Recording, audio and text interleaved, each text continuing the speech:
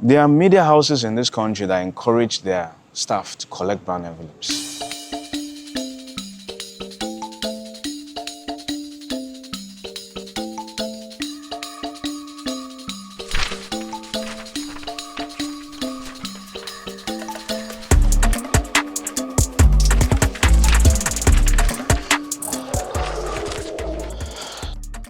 Eniola, it's good to meet you finally. Same here. How are you? I'm okay. In traffic for 4 hours just I to know. get down. So. Are you gonna write like a piece, a stinker, about your experience in Lagos traffic? No, you have to be very careful too, because if you write anything now, they might say, oh, maybe you have a hidden agenda. Who doesn't know that traffic, Lagos is traffic prone and all that. So there's some stories are not really story anymore because they become so commonplace. So except maybe a pregnant woman died in traffic because she couldn't get to a health facility, and that's when you could get a story.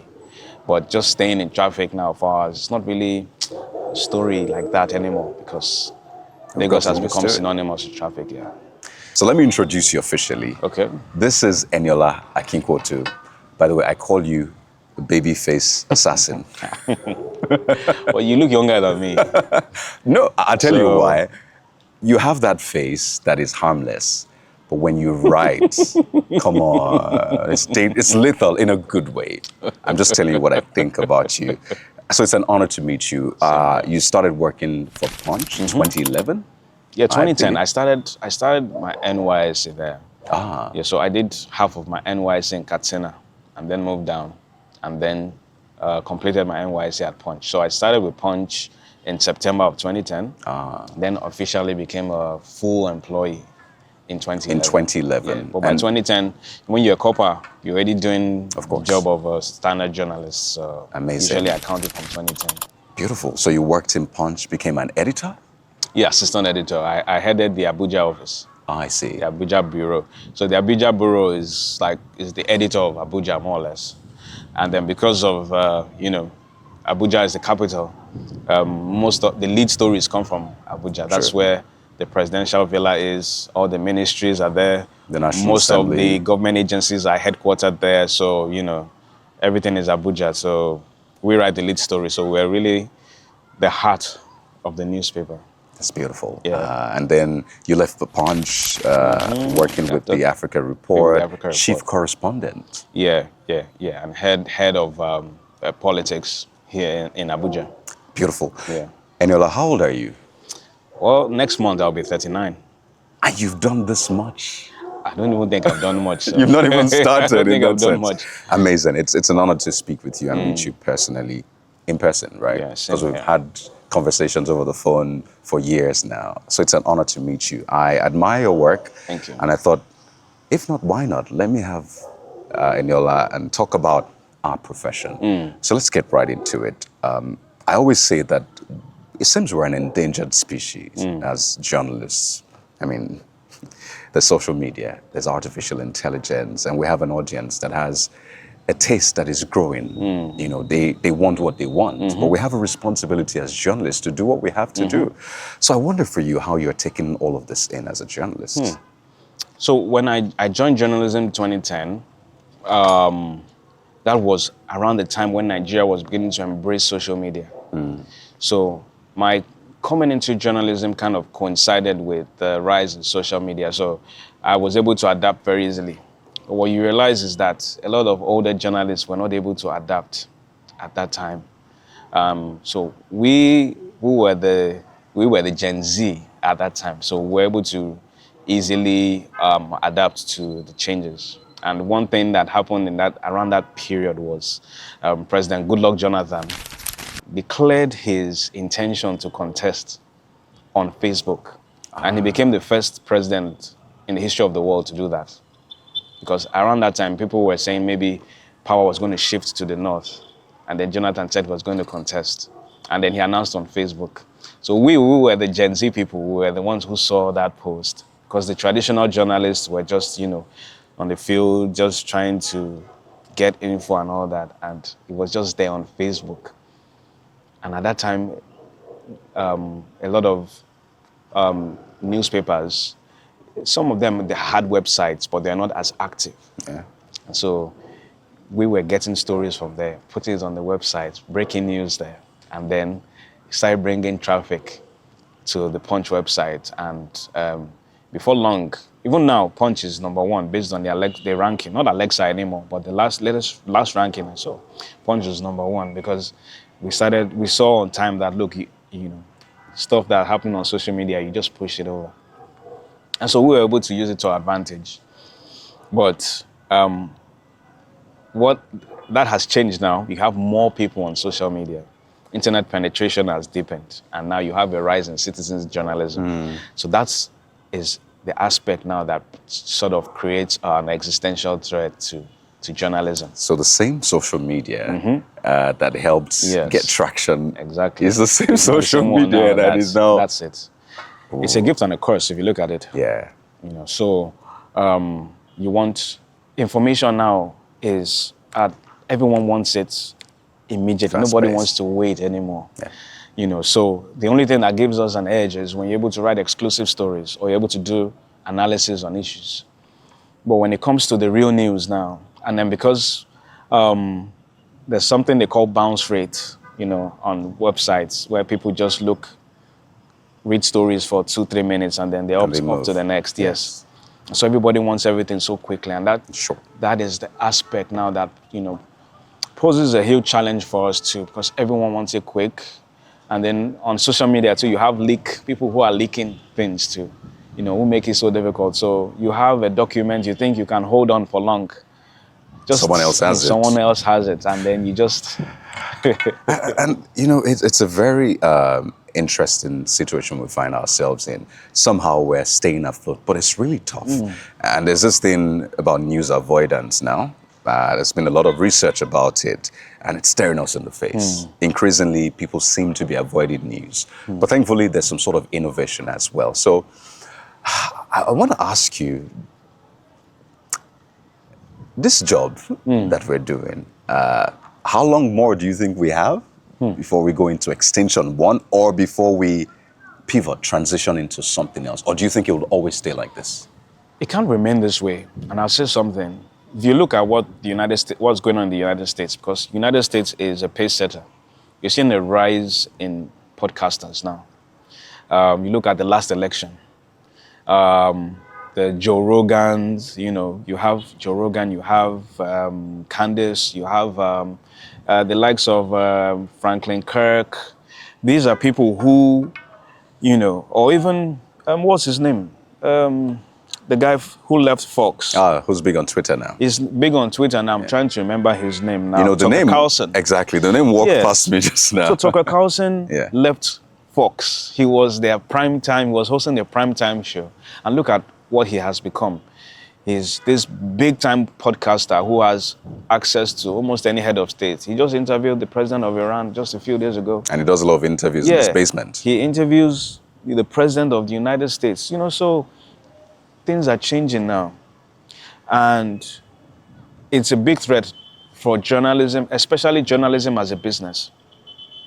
Because you look at it that the major news platforms, they hire a lot of staff. When I was in Punch, for instance, when I started in Punch, we had a staff strength of about 300. You had journalists in every state. Some states you have up to 2 or 3 journalists. But those things, you know, they were able. It was creating jobs for people. The podcasters, they're rich, but how many jobs are they actually creating? You look at it. You just need a setup. Just you know, the podcaster himself, who's the face, who has 50, 40 million followers, 30 million followers. His camera crew, maybe he has a makeup person, maximum maybe 10. And so journalism as a business is under serious threat.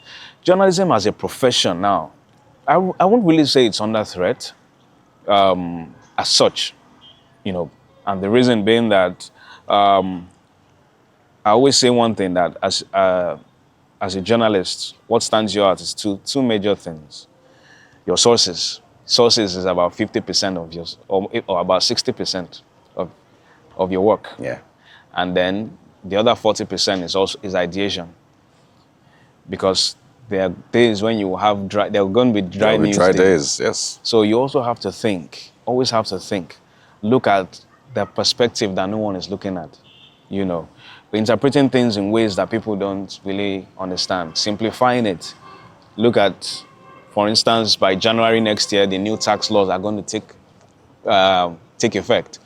Now, that law, the tax laws I'm sure they're up to about 1,000 provisions. So you can actually break it down. So there are things that, people are not really looking at. Yeah. So as a journalist, when you're able to, bring out things through with, different perspectives, you're still able to both educate the public and then still, make a living for yourself. Yeah. So I won't say it's 100%. There's an existential crisis there, but I think journalism is going to be there forever. Also because, people are talking about AI, but AI gets information from everywhere. Oh yeah, absolutely. Feeds on AI our doesn't data. generate data. True. Yes, I see a lot of things that are wrong, because maybe a credible platform picked something that's fake. And then AI will just make reference to it because it looks at, okay, this platform is credible. So it takes from there. So AI doesn't generate anything. It just feeds off whatever it is. Feeds off what is there. So. And I know you need to catch a flight very soon, but there are two things we must talk about. And you've touched on it, the financial bit, staying sustainable, making money. So what we had before was big media organizations employing a lot of people. But too many times you find that sometimes salaries are not paid, salaries are not as much. It was just a lot of mess. And I think that gave birth to a term, which I'll ask you about later.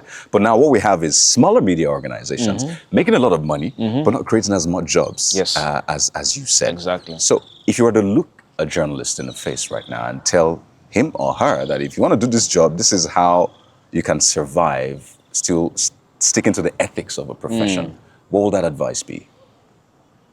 I think you just have to be creative. So I would say things that I did from my own perspective too. You're right, so many local media organizations are not paying salary. The newspapers that pay, I don't think there are more than 4 currently. The national newspapers that pay salaries regularly, I don't think there are more than 4 right now. I'm tempted to ask you to mention names. Punch pays, Daily Trust pays, which other one? A Guardian, Daily Trust. I think I mentioned Daily Trust. Yes, you did. Yeah, so those are the ones that I can say that I know pay regularly every month. The rest, they pay maybe, you pay half every month, or they could go 3-4 months without paying. I know this because I have friends, I meet them on the field every day, so I know what's going on. I don't think there's any newspaper in Nigeria that does more than 15,000 copies a day now. I don't think there's any. So everything has moved online now. Yes.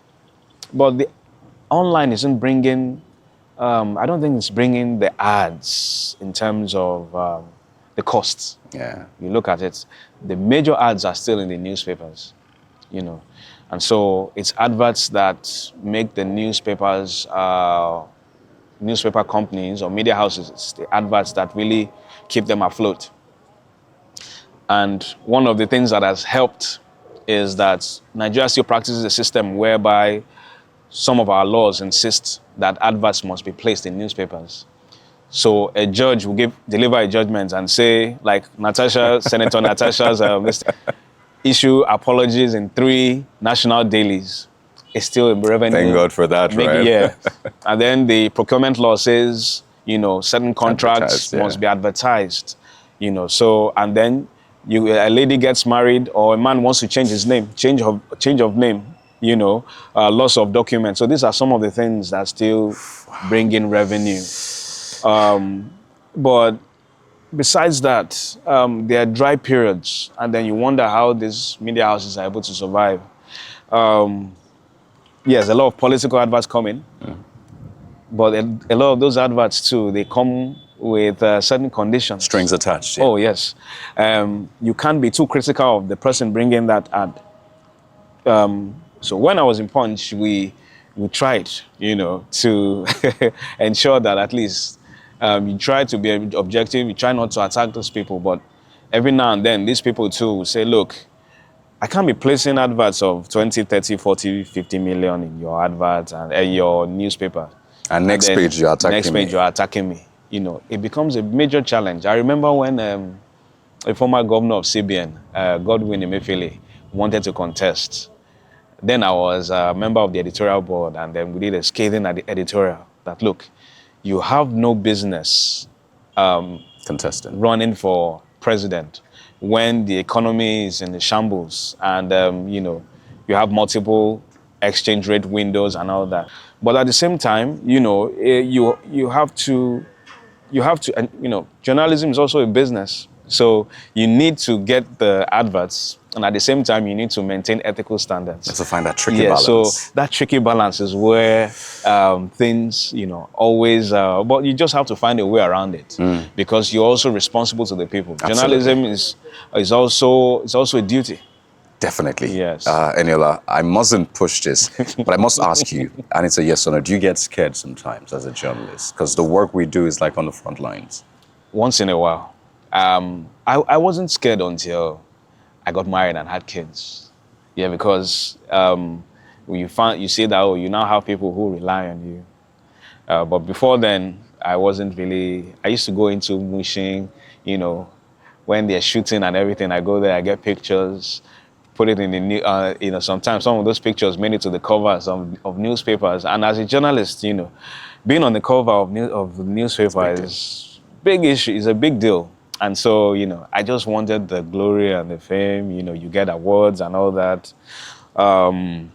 But now, you know, now as a parent, now as a husband, and, you know, you have a wife who is always saying, I'll be very careful, please, you know. So things have changed, you know, I'm not as young as I used to be. Last year, September, I was beaten up in Abuja. Wow. Yes, I went to do a story on CNG. And I went to a filling station. I was taking some pictures, you know. I ran it. There was something that was going on. There was fuel scarcity then. And the rule was that they shouldn't be selling fuel in jerry cans. That was what the NMDPR said. And I was taking pictures. I went there for another story, but they thought I was going to expose what they were doing. And I just, so I was beaten up. And of course, when I got home, and my wife saw bandage in my hand because I had gone to the hospital to get stitched up and everything. And she said,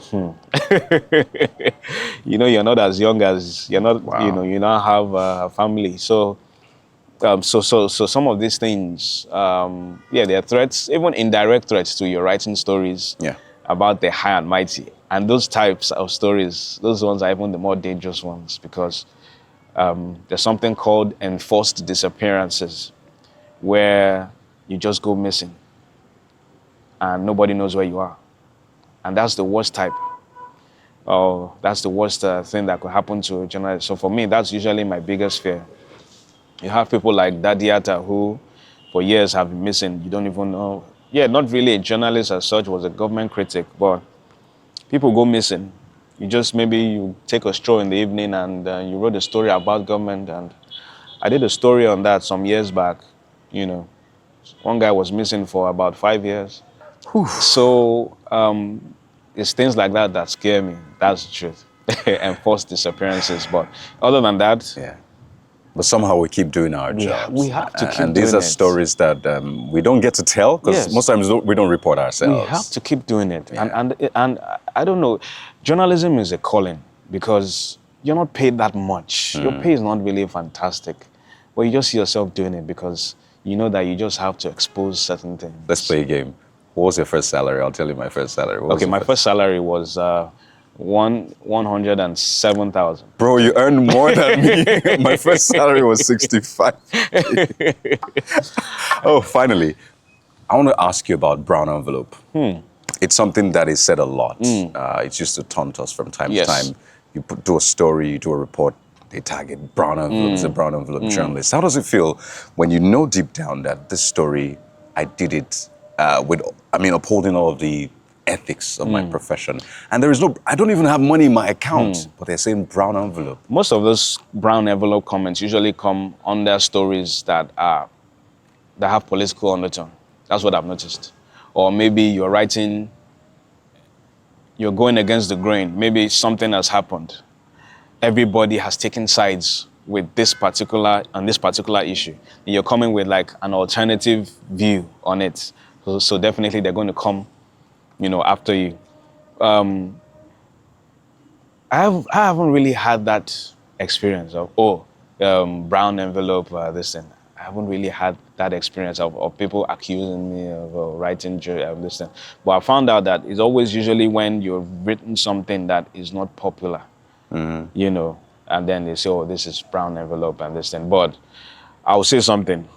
A lot of journalists collect, and it's mainly because they are not paid.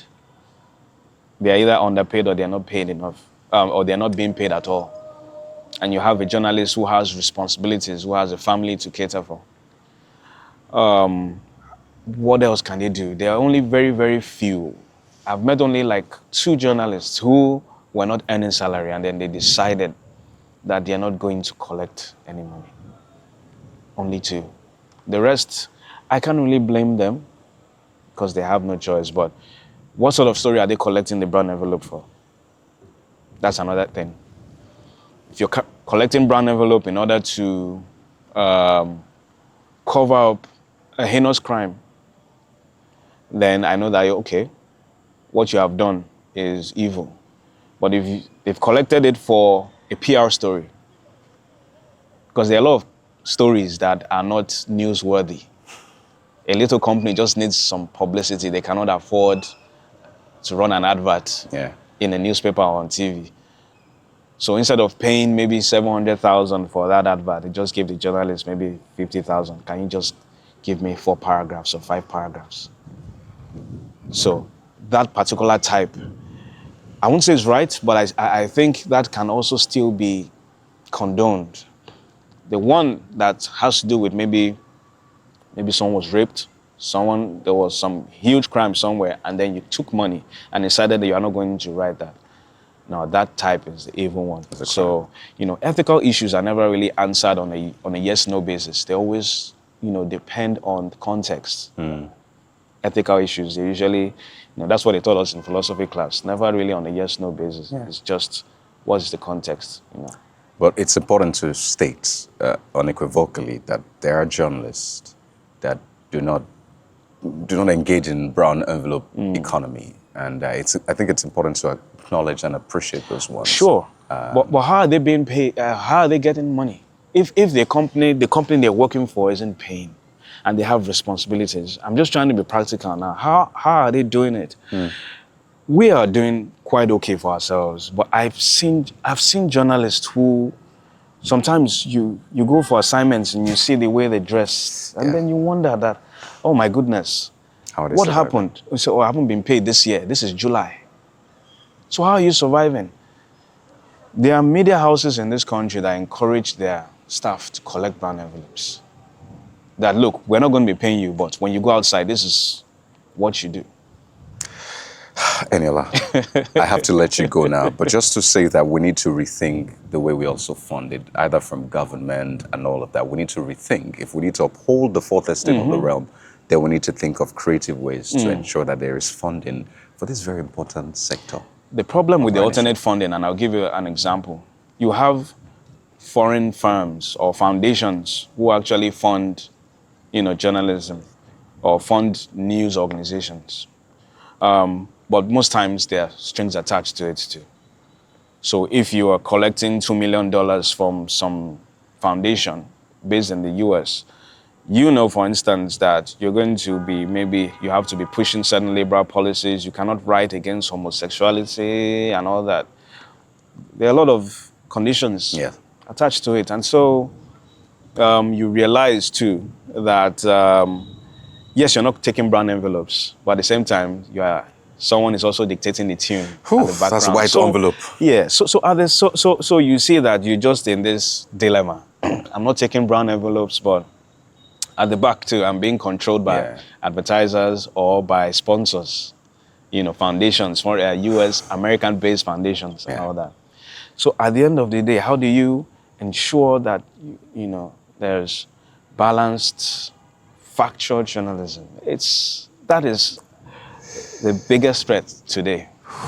Yes. Eniola, I must thank you so much. Thank you for having me. This has been a beautiful conversation. Eniola Akinkuotu, great Thank you man. for having me.